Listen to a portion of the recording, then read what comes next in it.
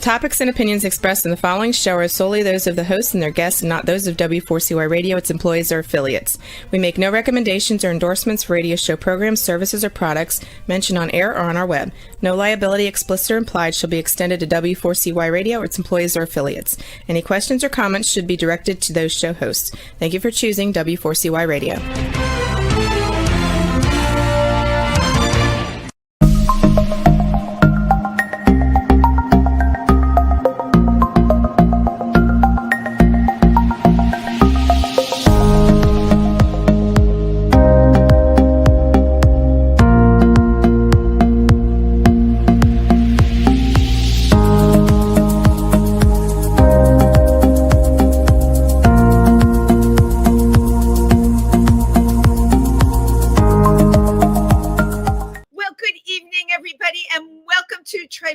Talk. I'm Wendy, and my vision today is very blurry. My eyes are tired, so please forgive me. I need to keep my glasses on for just a little bit. Thank you all, first of all, for tuning in with Wendy on Wednesday, and I'm very excited this week because it's Halloween, my favorite holiday.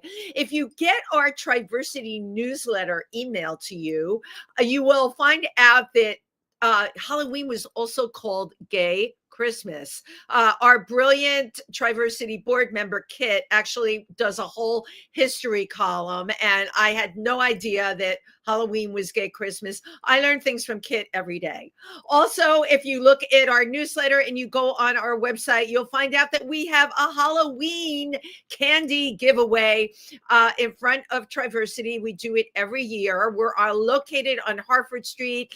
Please stop by. We'll have lots of candy, but you know what? We are also accepting donations of candy. So if you can donate candy to Triversity and you're listening, please go by. People will be there to accept it. We want to have a really great Halloween this year. I want to just give you a couple of save the dates. Our holiday party, which is in December, which I don't know why I can't get this date in my head. December 7th, it's Sunday, December 7th from 4 to 7 at Ma and Papa Joe's in Port Jervis, New York. And of course, upcoming November 20th, if you can really save that date, it's very important time.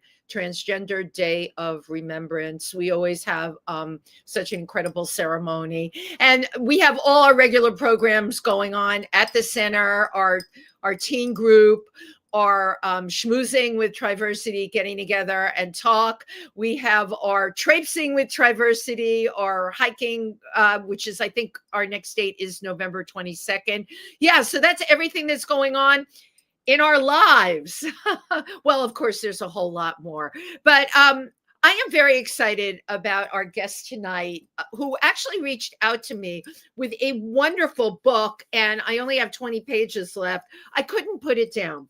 The book is called Fairyboy, Growing Up Gay and Out and Pre-Stonewall and Beyond. A very important book. And the author is Garrett Glaser, who is a journalist. And the first time Garrett came out of the closet was when he was a kid, but he actually came out twice because he came out at 41 on the air in Los Angeles for a major TV station, okay, which was in 1994. It was Channel 4. That was unheard of. Throughout the book, there's so many stories Garrett had to share about what things were like then, but also what they're like now. And as an interviewer, he interviewed, my gosh, so many people on Entertainment Tonight. So without further ado, please welcome Garrett Glaser. Thank you, Wendy. I love your energy. You have great energy. Great. Good. I'm glad you like it. It doesn't do well on dates for me, but it does. I had a date and I'm like, and it was okay. I just want to be friends, but I thought I'd get like, hey, it was nice meeting you, because I sent him a thank you. He took me out for a really nice dinner and everything. I sent him a thank you and pictures of my animals, and like I didn't hear anything. And a lot of my LGBTQ friends said to me, Wendy, face it, you're too much. So Garrett, thank you so much. You are alive, you're positive, you're full of life, you're everything right. So are you. You wrote this book Fairyboy, and the parallels. You and I came of age at the same time. Yeah. I absolutely love. I love your perception. Why did you decide to write this book now? Well, I'll tell you what happened. I had piddled around for more than a decade. Oh, I remember. You know what? I should write that before I forget it. Whether it was doing some difficult movie star or, any reason, I just thought I better write this stuff down before I forget it. And I started forgetting them. And my partner David said, "You better get busy and finish writing." Yeah. Because it was leaving. I'm 72. Little by little, stuff leaves. So I started writing, and we hired a terrific editor who went over it all. And my partner David's a retired entertainment attorney. He looked at things like libel and copyright issues. And I have several thousand pages of notes I kept over 30 years. So you actually, this is smart. I wrote a book. I had to use my photo albums, and I also It's hired an hard. editor in Palm Springs to help me tell my story. But I wanted. Okay. You had several thousand pages of notes. Thank God you kept them. I talked to more people that say, I'd like to write a book. They've done incredible things, but you reach a certain age, you don't remember That's everything. exactly right. Nope. And I remember writing some. I moved from New York. I went to college at Hunter College, and I wanted desperately to be on the air. And I moved for my first on-air TV was to Fort Wayne, Indiana. And it was a great experience. It was $12,500 a year, and it was the 93rd market in the country. It was small, but I'll tell you what I recall. I pick up the morning paper there. I think it was the Journal Gazette, and I pick it up, and they're showing names and home addresses of people that the police had arrested for public lewdness. Right. And I thought, so they want not just to say his name, but they would say where he worked, To embarrass his home address was. Terrible. Yeah. Terrible. Yeah. I was just Go on. What year are we talking? 78. Yeah. I remember when 78 was like. It's funny because you bring up incidences of this in your book. And in my own head, I was fast forwarding. 2 years ago, I would have said, isn't that great that this doesn't go on anymore? I can't say that now. I absolutely, I took every point of reference in your book to what they did like then, because I do remember. And then at like the last 2 years, oh my God, right? How things have changed. Listen, I have a friend for the last 40 years, and he lives with his partner in Fort Lauderdale, in a very gay neighborhood of Fort Lauderdale. And he tells me that with the governor down, they're afraid to put signs on the house, just say Happy Halloween if it looks too gay, because the police will come by and make them take the sign down. It's kind of insane what's going on right now. You know what? It is insane. And I mean, that's a whole other story. I want to go way back in time with you. When you first realized you were gay, what was so amazing to me was you were so comfortable in your. I know. It was like, I'm gay. I'm attracted to the same sex. This is how it is. You came out to your mom over dinner when she had a friend over. Yeah. She was upset. It was well, right, and I mean, understandably for the time. Yeah. What made you so comfortable in your own skin, Garrett? What do you think? Boy, it's really interesting. I never even realized it until I began looking back at my youth. And then I thought, well, gee, my friend had this happen, and this guy, his parents threw him out, or his school threw him out, or his part-time job fired him. So I didn't experience all that. And I was pretty darn lucky, and I had never even thought about it. And I think part of it is I decided early on that it was too important for me to live my life openly and honestly. I consciously at a young age said to myself, I am not going to live in the closet. I'm not going to play that game. There's nothing wrong with me. I'm just different. Gay people and straight people are the same. It has to do with who you're attracted to, but we're basically the same. Exactly. But it is interesting. When I was making notes for the show, I wrote how bold next to that. Yeah, I was maybe too bold. No, I think it's having the confidence, because if Yeah. when reading about your parents and your parents were divorced, you had a stepmom who outed you at dinner and that could like really destroy and hurt. Yeah.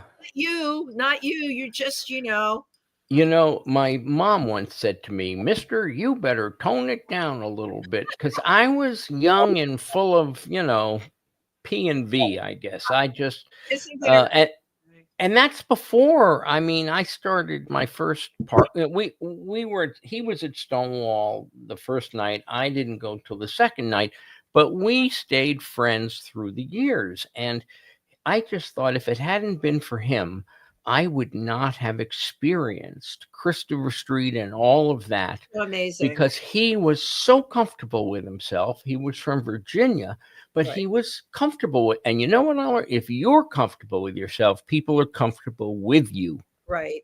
If I like myself and they sense that, they like that. Right. If I'm insecure or uncomfortable with myself, that comes over too. So I really believe if you're good to yourself, like yourself, believe in yourself, sure, that comes over, that comes across. And that's so easy for a lot of people. I'm listening to you and I'm thinking, he either really is like this or he has had tons of therapy. I have had my whole life. I've had therapy. Well, you know what? Then you're a shining example of how well it works because you have such a positive attitude. I have had more guests on this show that have lived decades, and their coming out stories they're really horrific. It seems the worst is Italian Catholic.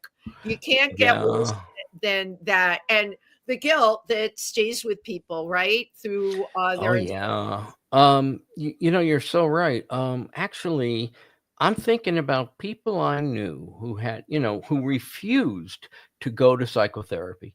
And as far as I'm concerned, it's the best investment in yourself you can make, because you have insights into your own stuff. Right. I have friends who have problems who refuse to go to therapy. I'm like, how can you live like this? Therapy is a great thing. Therapy is a great thing for people that are listening out there. I know I've never been in therapy, but always have been very comfortable with who I am. And a lot of the times other people aren't, which is one of the reasons I put this show together is, I want to tell these stories. I want to have people like you on. I want to have community where we all support each other. All right. And you don't feel like you're alone. We have a saying, diversity. We have beautiful signs that we made. They say, you belong, you matter. And nice. I know, but how important is that? So you as a journalist, you got your master's at Annenberg School of Communications. That's a great. Yes, at USC. And it really, what was interesting in grad school? I studied persuasion theory. I looked at what can gay people do. Well, it's a very scientific approach to figuring out how to persuade people of things. Like, I think it has to do with if you are likable, if you're a gay person and you're in a small community, conservative community, if you can present yourself in a way that doesn't threaten them too much, if you're polite and well-spoken and kind, even when they're not, that comes back to help you. And it's a fascinating study of what is likability. And I wish that, especially in difficult places, we were better at making ourselves likable and not threatening. And I actually, I'm going to give you the other side of the coin to that. Yeah, sure. What you're saying, I know to be totally true because I have friends in Pennsylvania that are that, and it lets them. It's almost like being a good politician. You can navigate the waters Yes, if you make yes, yourself likable. But the other side of the coin is a lot of the kids, and I agree with them. They're like, "Why should I even need to do yes. that? I don't. I A- don't need for them to like me." So then there's that. What do you think about it? That's a great question. I believe that in the best of all possible worlds, it should not be important that you are likable. But because we live in the world right now, likability helps sell things. Like, Yeah. I'm a gay person, but if I'm really radical and angry, I'm going to turn off these people watching me. If I can manage to get my point across, but not be insulting to them, and if I can stay open and kind, that comes back to help you in Right. spades. I really believe it. Well, And I that's have, taking, as Michelle Obama called it, the high road. oh yeah, yeah. That's I don't taking, even if listen, I've dealt with some terrible people in 30 years of news. yeah, I interviewed a guy, he's a preacher in Virginia Beach, who says to me on camera, Jesus called for the death penalty for homosexuals. And and you hell. I just nodded like, yeah, thinking to myself, this guy's out of his mind. Well, I made it a point not to go, "Ooh, are you wacko? I'm afraid of you." Or I didn't say anything to the camera guy. I just made like, okay. And I was glad that I didn't alienate him and make an enemy of him. I figured he's got a lot of problems for him. He says Right. he's a preacher, but he talks to God and he knows what God wants. I'm like, there's nothing I can say to this guy, No, right, exactly. But you So know what? You proved that you were able to keep your cool. I think what happens a yes, lot of the time, I'm going to go right back to Stonewall. Nobody was keeping their cool that night. that's right. Rightfully so. I actually know people that were there. Yeah, And by the way, what you said about Marsha P. Johnson I in the loved her. part of your book, right? But people I know that were there, Marsha P. Johnson was not there on No, and that she would even acknowledge no, I that. know. And So right. and I liked Marsha. I mean, she was homeless and alcohol. Every Yeah, time I saw her, she was drunk. Okay, a she's great a street person. person. She Yeah, has issues, but she's out there in the world and good for her. I always found her nice and funny and almost sweet sometimes. right, And compared to the other one, Sylvia Rivera, who was not. And right. I didn't want to hang with Sylvia, but I lived at Christopher and Gay Street on the corner, and I would see Marshall walking by fairly often.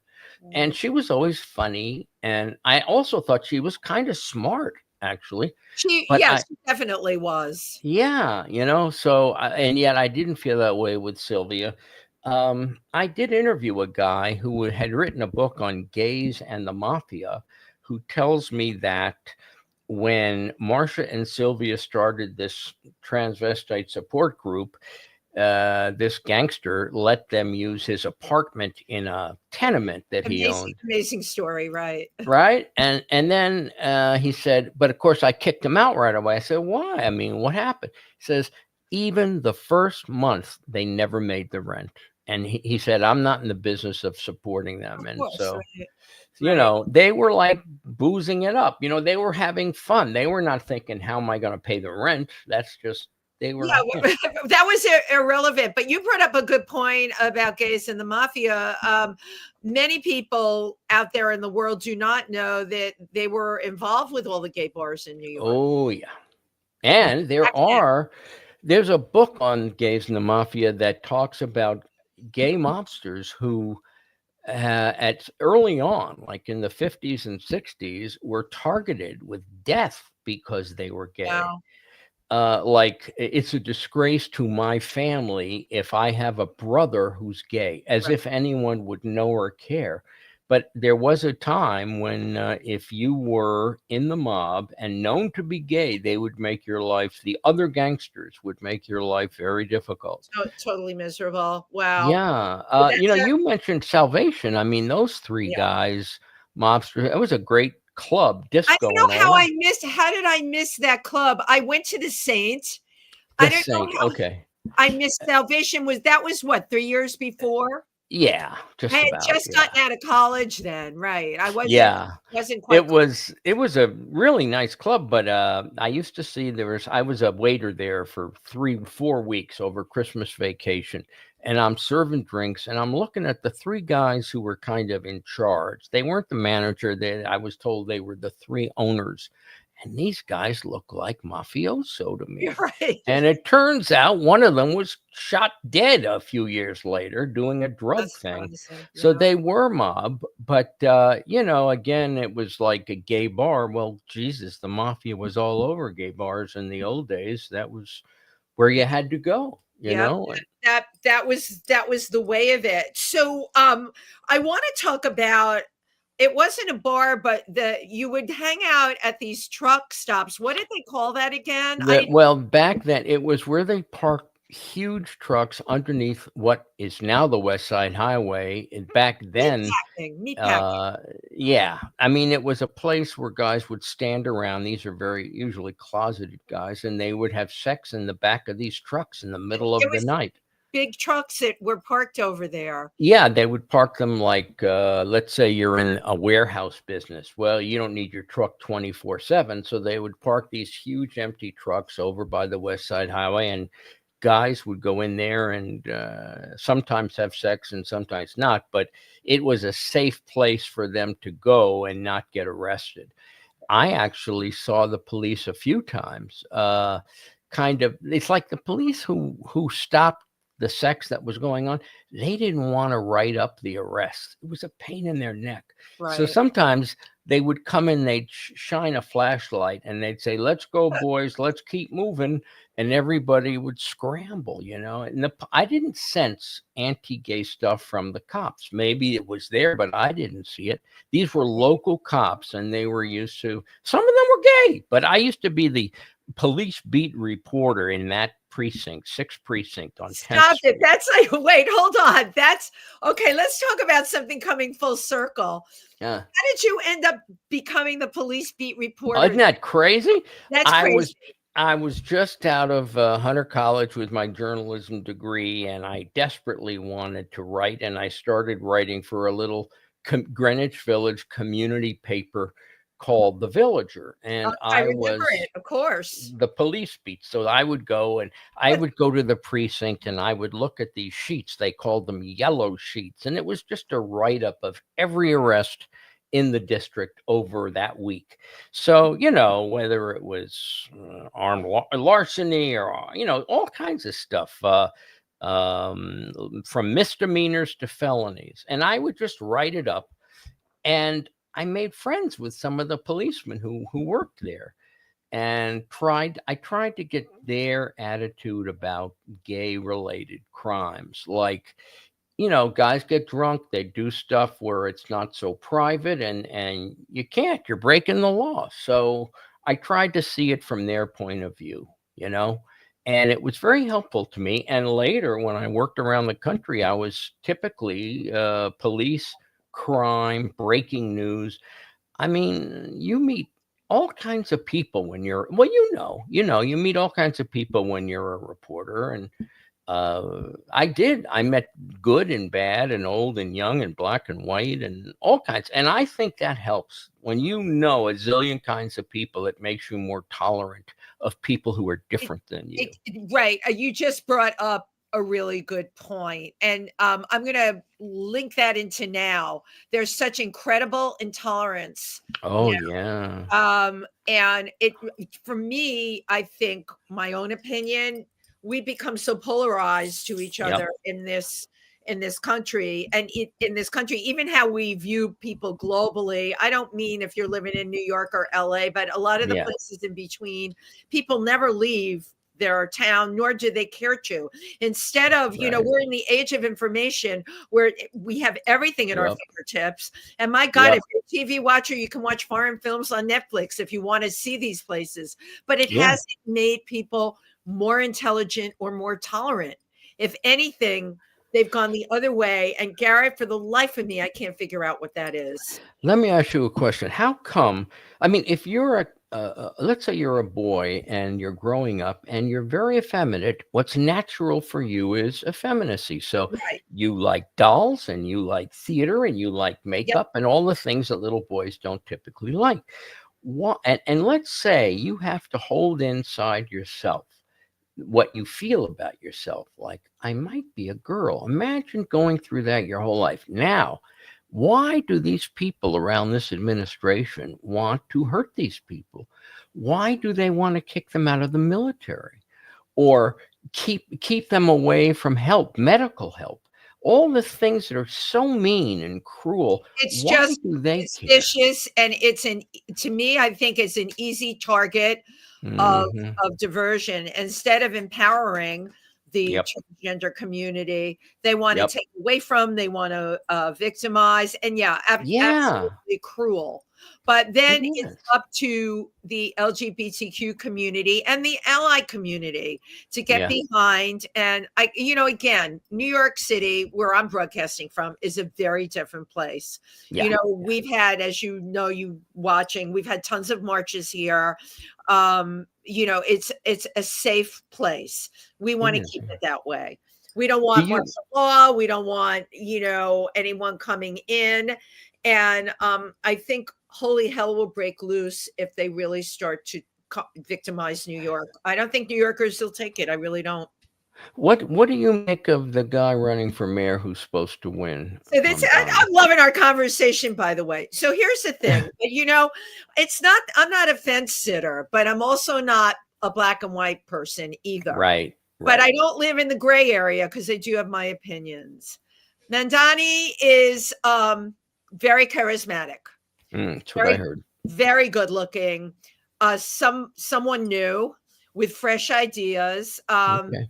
His mother, I've met a number of times. She's an incredible. Miranar is an amazing filmmaker. She's a brilliant filmmaker. So well known in the community. Okay, he's got ideas. Do I think rent freezes are feasible here? No, I don't think that would happen. Yeah. But would I want them? Yeah, because my friends are the ones in the rent stabilized apartments. Yes. All right. Do I think we can have free grocery stores here? That is just no, I don't. However, when I talk to my daughter, who's 32, and her partner and their friends and the people I know in that age group, they want to embrace this freshness, this progressiveness. So I say to you, Garrett, what about the reality of it? Honestly, there's a lot of things I'm like, does he really think he can pull this off? Yeah. And the other side of the coin is, everybody in my age group is like, he's terrible. He's this. Yeah. And people make things up. You can't believe anything you read anymore. If I know. with him and talked with him, I'd be able to analyze what he's saying. I can't believe what's written. Isn't that sad? But that's I'm concerned about the stuff about Jews in Israel. Same. Although my friends say he has kind of quieted down on that as he got more and more popular. Right, but does quiet down mean it's going to? Okay, let's talk about the quiet down. You want to bring up Gaza? We had a ceasefire deal, right? I thought supposedly it's a ceasefire deal, except now everybody's back shooting at each other again. I know. So exactly what is real? I honestly don't know what to believe. And his original opinion, there were two things: anti-Israel and he was anti-Israel and the whole defund the police thing, which I remember when those marches were happening here in New York. You know what it did? It made the police not be in the subway when I was on it. I'm going to look at it from my own selfish point of view. I need police down there. Well, so do I. And let me ask you a question. Listen, I don't say there aren't bad policemen. There are some. Absolutely. But the vast majority, policemen the vast majority I met were decent people. And I learned early on, if a cop says to me, you get off the sidewalk, I go. I don't give him a hard time. I do whatever they say because I figure he's got a tough job. But if I'm going to curse or throw things at him, I'm going to piss him off, right? So I just always was taught, you do what the policeman says, even if you don't like it. Yeah, but we I came out of that time. Our parents, Yeah, come on, that's you what we remember were growing taught. up like the Yes. police, oh, he's a cop, you they Yeah, listen to it's officer so whoever. different. But Yeah. what happened is from people being victimized by police and them being killed when they didn't do anything wrong. So that brought us to now. So in answer to your original question, I don't know where our election is going to go in New York, and I don't Mhm. know if Cuomo is going to get it. I'm thinking now not, from everything that I've been reading about. Yeah, yeah, So yeah. Eric Adams endorsed Cuomo the other day. I think that was a bad move because I think Cuomo probably lost a lot of votes that he was going for. I don't know. It's hard to tell how these things are going to shake out. All I can Um, tell you is, and you know this, only time will tell. We have to just yeah. sit here, and you have a lot of friends in New York. Well, frankly, between you and me, Left. I've had words with, some of them on Facebook and elsewhere because Right. they seem to be radicalized totally for Mamdani. And if you say anything questioning him, they get angry at you. So Right. I lost my temper and then I apologized a few weeks ago. But I feel like they're a little extreme. And these are people I've known 50 years.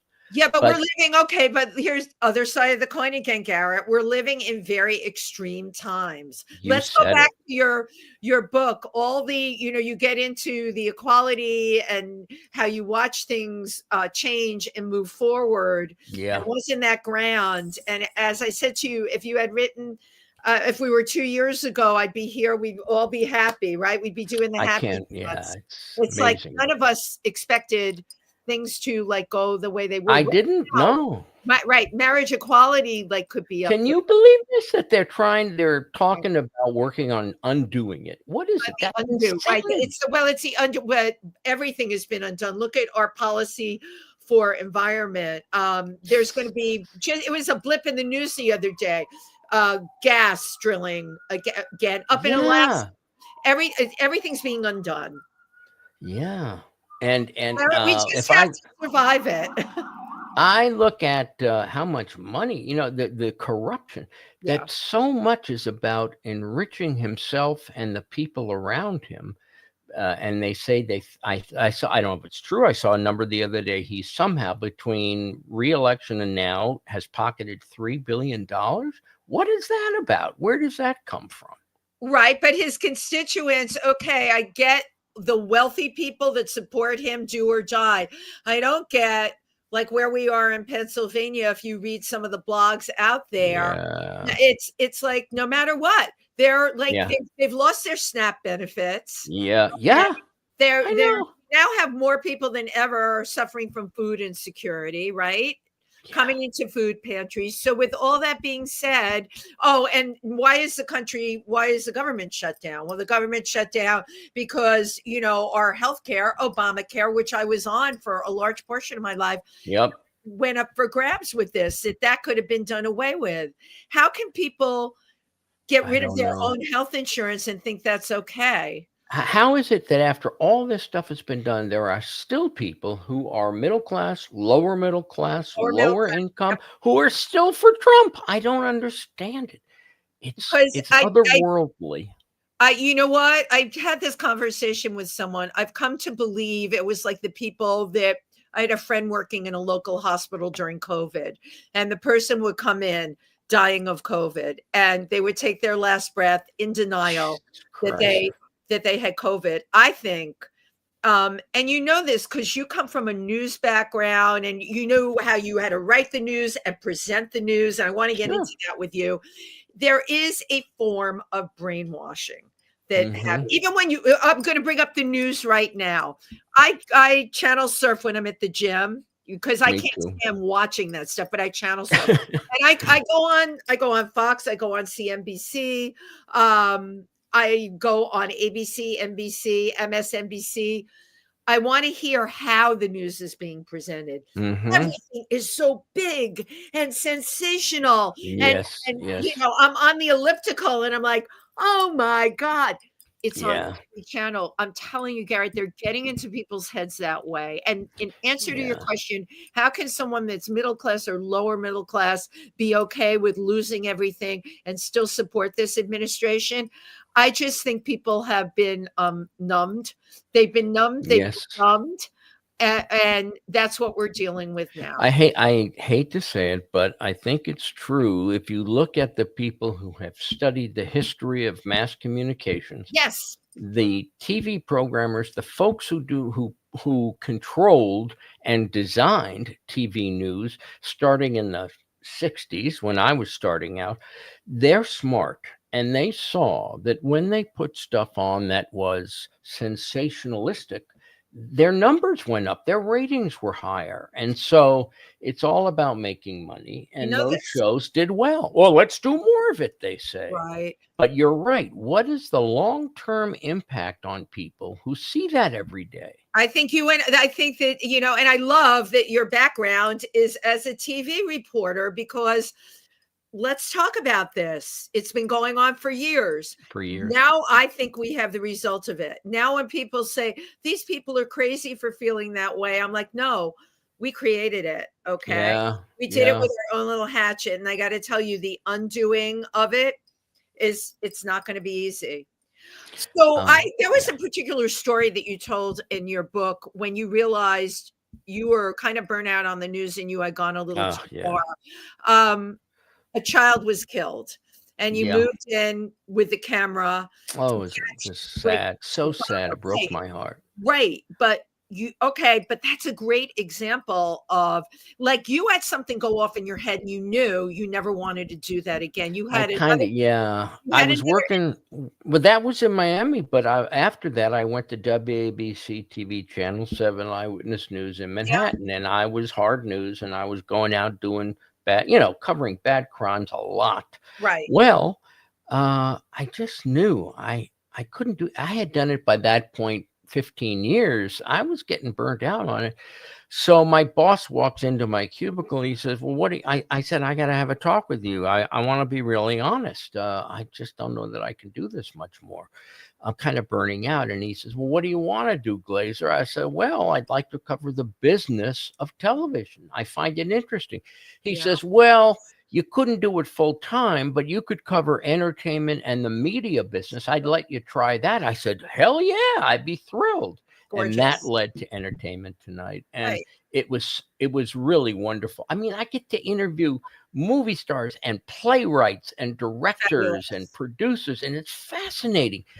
People they go to David, my partner, is going to New York next week, and he's going to see a lot of theater because we live out in San Diego and we haven't caught up. And if you hear the stories these days where show tickets to a Broadway show might be $300 and still the producers aren't making a profit, that tells me there's a problem. Maybe it's union wages. I don't know what it is, but something's wrong. If at $300 a ticket, they can't make a go of it. That's a big problem. And so that was the kind of stuff I remember one of the most interesting interviews I ever did was with the guy who wrote Fences and the guy who God, he was great. Oh, he was brilliant. I could just sit there and listen to him all day. Work with me. Lloyd Richards. Who was it? Oh, I'll punch it. This is what happens when you're 72. It's okay. I know who you and I can't remember who it is either. Oh my God, we have to Google it or go to Chat GPT. I'm going to do it right now. Here. Hey Siri, who wrote the play Fences?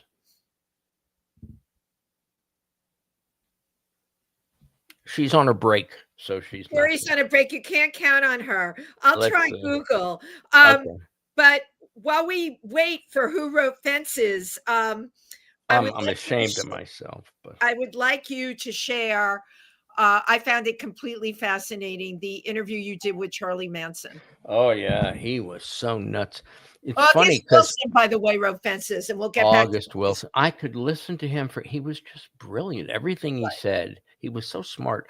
And Lloyd Richards, who directed it, was also brilliant. And I just thought, and I was sad because I thought to myself, I got great stuff in this interview, maybe 20 minutes with each.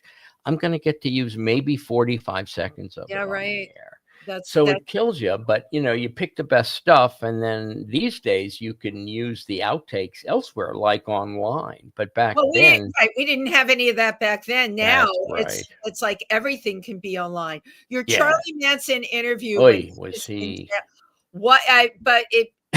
Who talked about that? I'd like you to share that. Okay, we did it because you see, it was the 20th anniversary of the murders, and he got to choose in prison which one outlet he would talk to. And for some strange reason, I found out later why he picked Entertainment Tonight. So everybody in the world wanted him for an interview for that anniversary of the deaths. And we were lucky to get him. And we fly up, like 5 a.m. from LA, fly to Fresno, drive an hour and a half down to California State Facility at Corcoran, California, which is very max. He was in there's tier 1, 2, 3, and 4. It's 4 concentric circles. He was in the one most inside. So there was no getting out of there. You couldn't escape. You would have had to go through 3 other prisons to get out. So we go in, and they made us sign a thing, which we hadn't seen, which said basically, if I get taken hostage, I don't expect the state of California to negotiate for my release. So I was like, oh, guys, you want to sign this? We came all this way. And they were like, yeah, sign it. Nothing will happen. So we sign it, and we go in, and they bring him in, and he's just out of his friggin' mind. You could see his eyes going like this. You knew there was something wrong with the guy. And we sit down, and he's shackled, hand and leg. Apparently, he had done Geraldo in the past, and Geraldo kept yelling at him and got him riled. So Charlie started screaming, and then the prison was pissed off because they thought, I don't like the way that looks. We don't want. So they made sure we were going to be gentle with him, because they didn't want more exposure of how dangerous this guy is. And he's dangerous. Frankly, I was glad he was shackled hand and feet. Right. I didn't want him going anywhere. So anyway, there's one. You said at one point he looked like he was going to lose it, and then you brought up the fact that he writes music. Can you? Oh, he liked talking about his music. But the one thing I had heard, that it was a mistake, that he thought the house they were breaking into was Doris Day's son, and who had turned down an audition of his music, and he was pissed. So he thought that house was still occupied by Terry Meltzer, I think it was. And so I mentioned his name. I said, is it true that you really thought that house was owned by this son of Doris Day who had turned down your music audition? Well, he freaked out. He just started screaming. He really lost. And I said, oh, God, what? I didn't mean to. I just thought it would be an interesting story, but it obviously was a sore point. He doesn't mean nothing to me. I'm better than him. Just crazy stuff. It's crazy. And I watched, and he tried to get up, and he was shackled, so he couldn't. And I look over at the producer, and here's another thing. I thought we had talked to him for maybe 8 or 9 minutes. Yeah. We had used up an 18-minute tape cassette. So obviously it wasn't 8 minutes, it was 18 minutes. And the camera guy says, we have to change cassettes. We've run out of tape. I couldn't believe it. And I realized, I think I was kind of not hypnotized, but I was definitely in an altered state from looking into his eyes and hearing him talk. That's really scary. And it is scary. Wow. You were in it, yeah. And if you were, imagine he's out in, let's say, San Francisco, and you're a 16, 17-year-old girl, and you're on acid, and he says, I am Christ. Right. Maybe I would have believed him. You will do what I say. He had this strange ability. Way of mesmerizing and getting I'm telling you. Yeah. Absolutely. Wow. Interestingly, though, I mentioned this to the field producer who was with me that day. He's retired. I'm retired. But a few years ago, I wrote to him, and I said, what did you make? You think that Charlie was as crazy as he seemed? He says, no, I think he was putting it on. For you. Yeah, like I didn't get that, but you see different people Right. respond to him different ways. I was Right. just glad he was there because I wouldn't want to run into him someplace, you know. No, I mean, that what incredible though that you have that. You can do a whole Yeah, other book on all the people that you've interviewed. We love to read that kind of stuff, right? thanks. I listen, I hate to say it, but homicides, I mean, covering crime, it is interesting. If you don't have to do victims, if you just do like the embezzlers and those guys, those See, are right in the middle interesting. of everyday embezzler. Here's another everyday embezzler. I listen to me. I hate to say it, but that's how I feel about Trump. He's like he's a shyster. That's how Yeah. he seems. Well, again, we're going back to like how people have been brainwashed. We watch TV, reality TV. Yeah, I remember when reality TV started to become the thing, and in the acting unions, everybody was like, "Oh my God, this will right. be a," you remember, "this will be Yes. a flash in the pan. It's never going to take off." What they didn't understand was reality TV became Americans' reality. Yep. And Oh, you're dealing with that as well. When you say, how can people not see? Well, they've been groomed. Let's use the word groom. It's certainly yeah, used enough. yeah, They've been yeah. groomed on reality TV.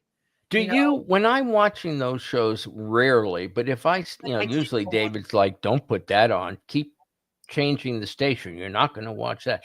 But every so often, when I see those shows, the reality stuff, I can't watch it for more than 20 seconds. It's just Right. irritating. Do you watch it? No, I can't even watch it at all. I This know. is going to blow you away. One thing I can say about now, we certainly have our choices. I get some very funny things in on YouTube, very funny Uh-huh. on TikTok, short but sweet, but hysterically funny. I do watch Netflix. Why do I watch Netflix? It Love allows Netflix. me to travel to foreign countries while I lay in my bed. And Yeah. I love the perspective of how they shoot and how they see people. The Yeah. the Yeah. dubbing is terrible on a lot of the stuff. No fault, but it's bad. But the storylines a lot of the time are like, wow, that's such a Norwegian way of like looking. Oh God. Yeah. I love the It's great. locations and the stories. Yeah. Yeah. It's great. It's educational. I love the documentaries. Documentaries are, Me too. I you love know, them. we can learn from those. But I don't. Everyone knows this about me. I don't watch regular TV. It's It's just hard. boring. It's garbage, and it does nothing to appeal to me. So, oh my God, we're like getting down the wire here. Oh, okay.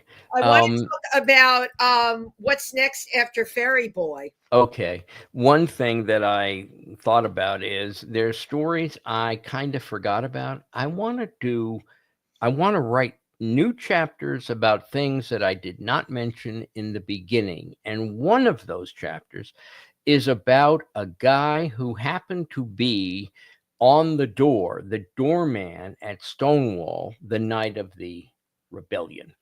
And he had come from prison. He had been in organized crime. I He love it. had, anyway, it turns out one day, and he had done some terrible things, blackmailing closeted gay men. Okay. And one day he says, I'm going to help gay people. And he changes and he becomes a gay community leader in the West Village and starts to he handled all kinds of things, parades and fundraising and all that stuff. He became known as a community guy. Wow. And it's just a crazy story how anybody could change so fast and so totally. Right, And but it shows you, right? it shows you Leopards can, people. right. Yes. Leopards can change their spots, and you gotta have faith. So, my God, Anyway, we're at time. I always take a picture before I go off air, but first I want to tell everybody, thank you. Fairy Boy is available on Amazon. And there's Growing an up, audio book if you'd rather listen than read. And it's soft cover or also electronic, different versions. And right. I want to tell you something. This is the most fun interview I've done since Fairy Boy came out in April. I love that. That's a legitimate, real thing I just told you. Thank you. I love that. That's why I do what I do. It's That's about, great. if we're having fun, then we're communicating. Remember, we advocate, we educate, but most of all, we entertain. I'm going to take a Great. quick picture Okay. now because we are at time, and I always love doing this at the end of my shows. You have been a phenomenal guest. I could Oh, thank do you. 6 different shows with you because there's so much there. Oh, The Brian thanks. Wilson interview that you did with the Beach Boys. Oh my Oh, God. yeah. Okay, smile. Okay.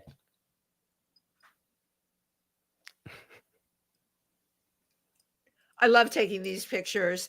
Garrett, you are tremendous. Enjoyed it. Thank you. Thank you for making it so easy and so much fun. Oh my God, are you kidding? I wish you so much luck with this book. It is Thank a you. fantastic read, so much so the 20 pages that I didn't get to. You know what? When someone can say they can't wait to read a book, that's really something. Oh, thanks a lot, Wendy. It means a lot to me. Thank you so much for being our guest tonight. And we'll be back next week. Thank you, everybody who tuned in. Good night. Good night, everybody.